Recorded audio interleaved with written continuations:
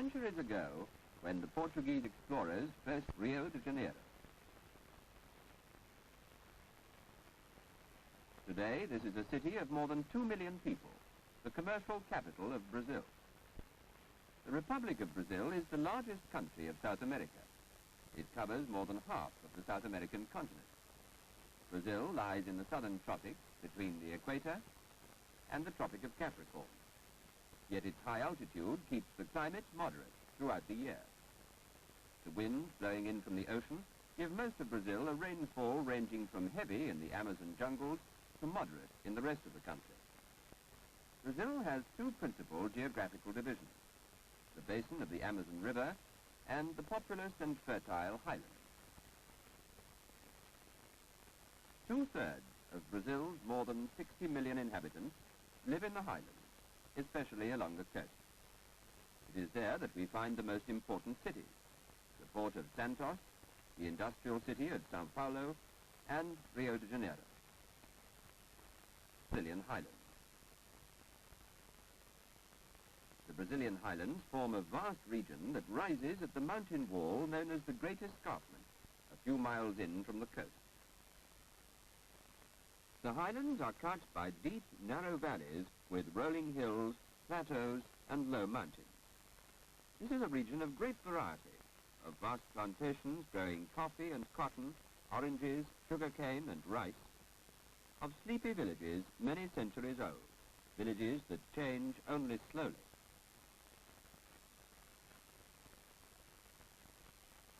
This is also a region of frontiers.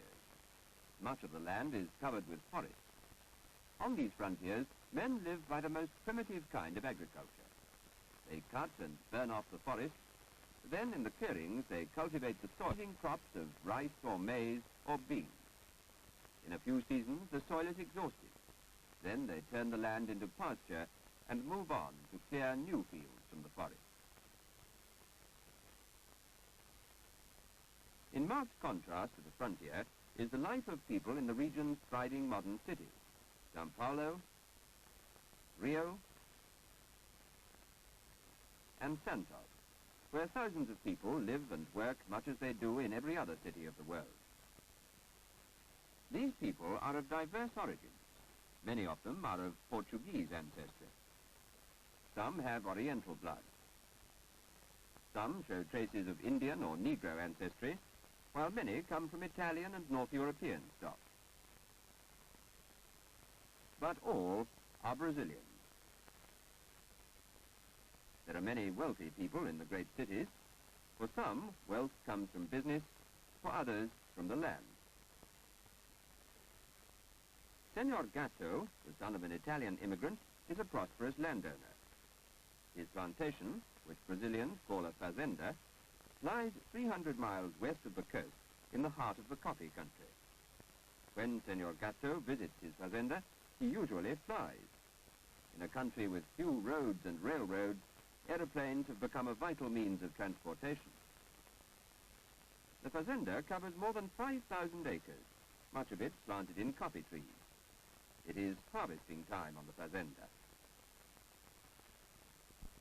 This promises to be an exceptionally rich harvest, and Senor Gatto offers his workers a special bonus if they bring in the harvest early. The fazenda is a community of several hundred families, each working on the plantation as one unit. The Soares are a typical fazenda family of tenant farmers, each tending an assigned number of coffee trees. Senor Soares picks berries. His son Batista rakes them up. His daughter Maria is sifting out berries from twigs and debris.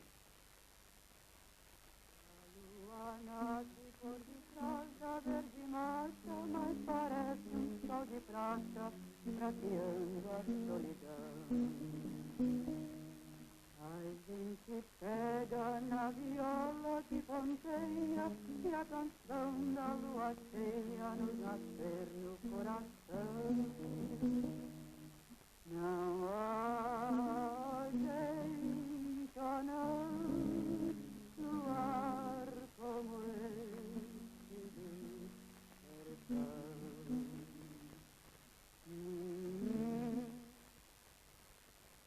summer, workers spread out the coffee to dry in the hot Brazilian sun.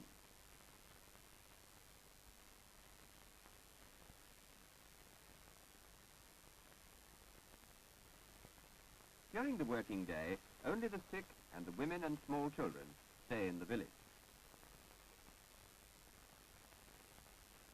Here, women bake bread in an outdoor oven, just as their ancestors did centuries ago. This is the home of the Suarez family. Every noon during the harvest, Senora Suarez takes the food to her family at work in the coffee grove.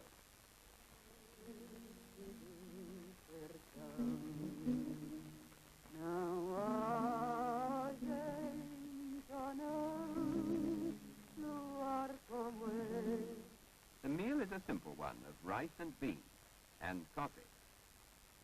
In the late summer afternoon, Senor Suarez and his son take a stroll down to the commissary. The commissary is operated by the fazenda to supply workers and tenants with all the many things they need to buy.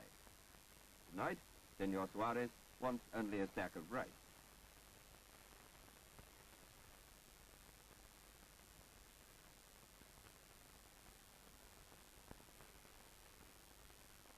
"3 kilos, says the clerk, and puts down the purchase to the Suarez account. The things he buys in the store are paid for out of his earnings from the coffee harvest.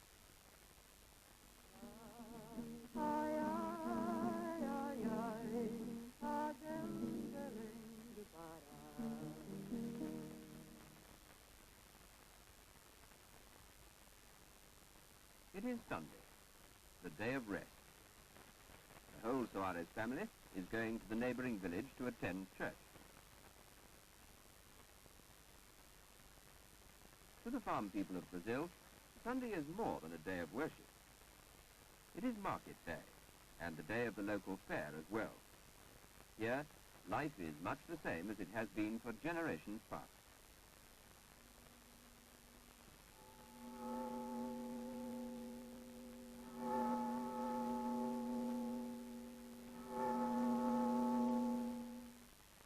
A few miles away, another Highland farm family earns its living in the cotton field.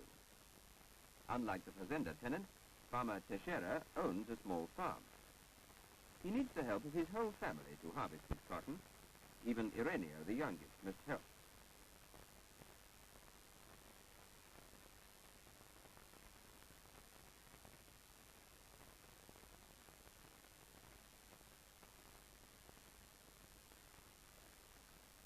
Farmer Teixeira takes the day's picking to the nearest cotton gin.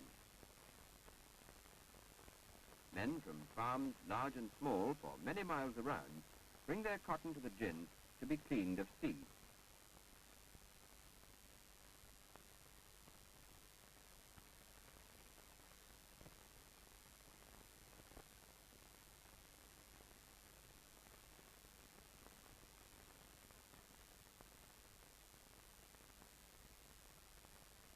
Sacks are spot checked for quality.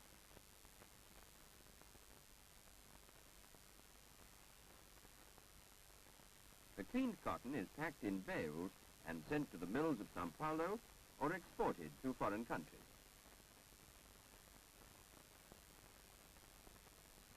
In other parts of the Highlands, the land is yielding another kind of harvest, iron ore. One of the world's largest deposits of iron ore is mined here.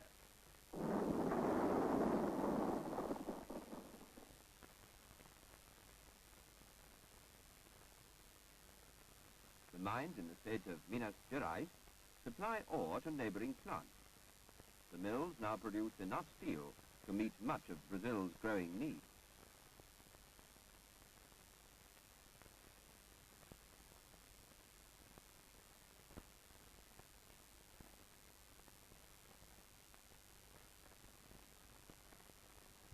The growth of industry brings the promise of other changes in Brazil's life.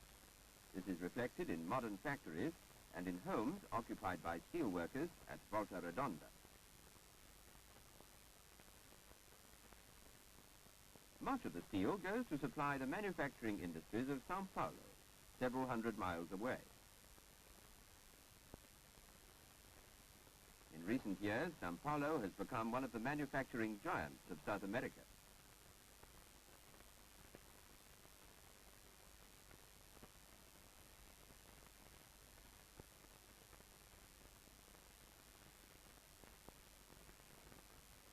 On machines imported from abroad, the spinning and weaving mills of Sao Paulo transform the cotton from Brazilian plantations into cloth for South American markets. And the large city population supplies skilled workers for the modern industry.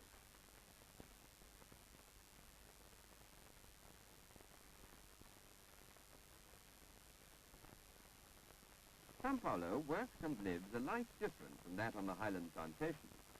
This is a bustling, growing city, proud of its modern department stores, where imported goods from all over the world are offered to Brazilians. Luxuries that have become necessities in modern Brazil.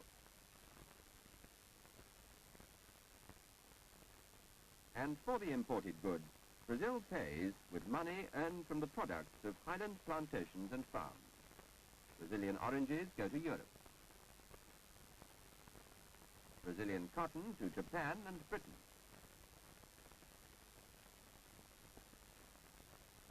Brazilian coffee to the four corners of the world.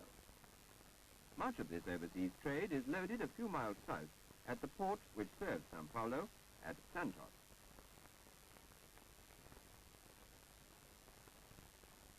The harbours of Brazil are ports of call for ocean-going ships from every part of the world. The hustle and bustle of these harbours are witness that, distant as Brazil is from the nations of the northern hemisphere, the people of Brazil are everyone's neighbours. Na rua deserta, a preta mercante